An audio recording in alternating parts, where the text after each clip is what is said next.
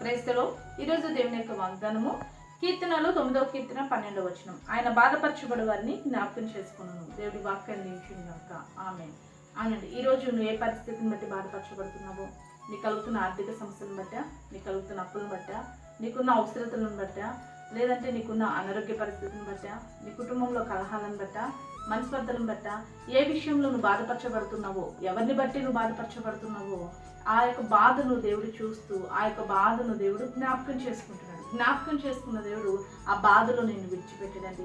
బాధించబడుతున్న నిన్ను దేవుడు జ్ఞాపకం చేసుకొని బాధించబడుతున్న ప్రతి పరిస్థితి నుంచి దేవుడు విడుదలిస్తాడండి.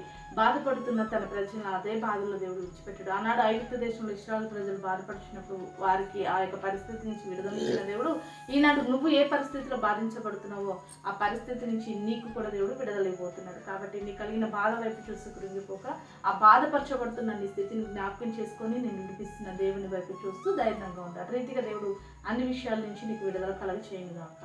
ఆమేన్. ప్రార్థన చేసుకుందామండి.